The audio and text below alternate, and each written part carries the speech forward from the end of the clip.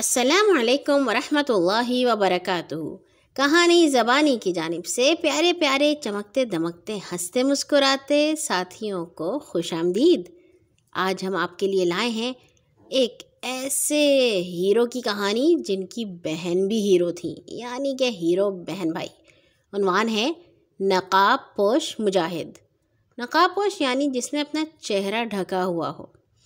بہت دن پہلے کی بات ہے، روم کے بادشاہ ہرقل اور مسلمان مجاہدوں کے درمیان جنگ ہو رہی تھی۔ ہرقل کی فوج کی تعداد بہت زیادہ تھی اور اس کے ہتھیار اور لڑائی کا سامان بھی بہت اچھا تھا، لیکن اس کے باوجود اس جنگ میں مسلمانوں کا پلہ بھاری تھا۔ وہ جیت رہے تھے۔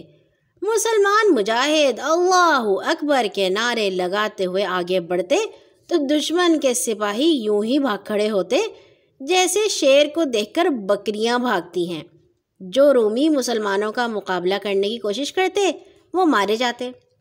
یہ بات آپ کو معلوم ہے کہ سب انسان ایک ہی ماں باپ یعنی حضرت آدم علیہ السلام اور حضرت حوا علیہ السلام کی اولاد ہیں۔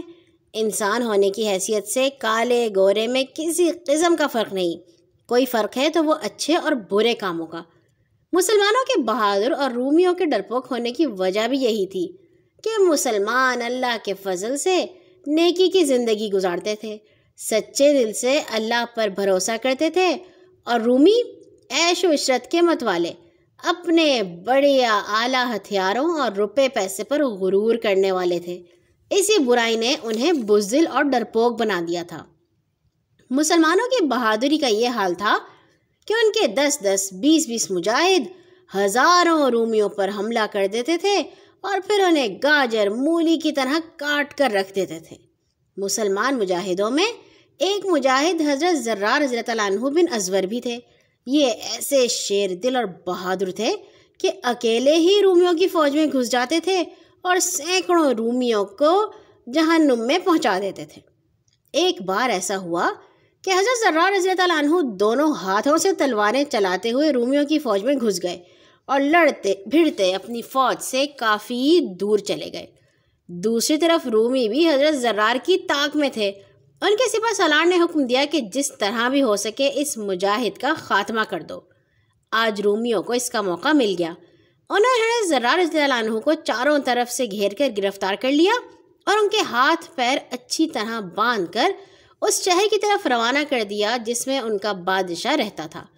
مسلمان دور سے یہ سارا حال دیکھ رہے تھے۔ مسلمانوں کے سالار حضرت خالد بن ولید نے فوراً حکم دیا کہ مجاہدوں کا ایک دستہ اسی وقت روانہ ہو جائے اور جس طرح بھی ہو سکے حضرت زرار کو رومیوں کی قید سے چھڑا کر لائے۔ جس وقت حضرت خالد بن ولید نے حکم دیا، ایک نقاب پوش مجاہد بجلی کی سی تیزی کے ساتھ گھوڑا بھگاتا ہوا اس طرف روانہ ہو گیا جس طرف رومی سپاہی حضرت زرار رضی اللہ عنہ کو لے کر گئے تھے۔ مسلمان یہ بھی نہ جان سکے کہ جو مجاہد حضرت زرار کو آزاد کرانے کے لیے گیا ہے وہ ہے کون۔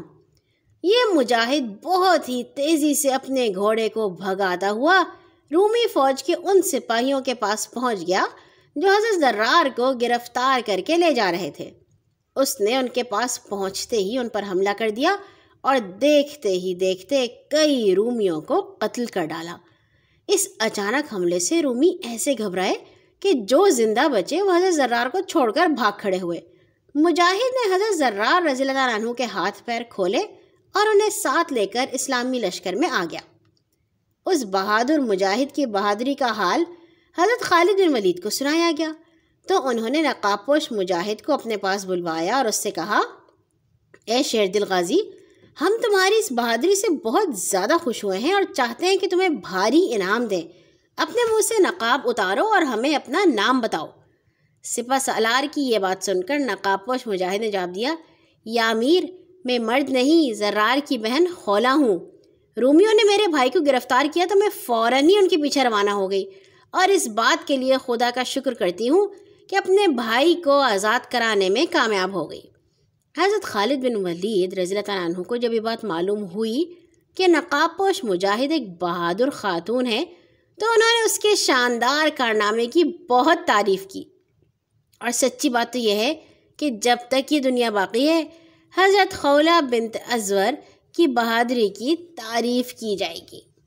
یہ تھی ہمارے ہیرو بہن بھائی کی مزیدار سی کہانی۔ اس کا مطلب ہے کہ صرف آدمی لڑکے ہی بہادر نہیں ہوتے، لڑکیاں بھی ہو سکتی ہیں۔ کل آئیں گے ایک اور نئی کہانی کے ساتھ۔ اللہ حافظ۔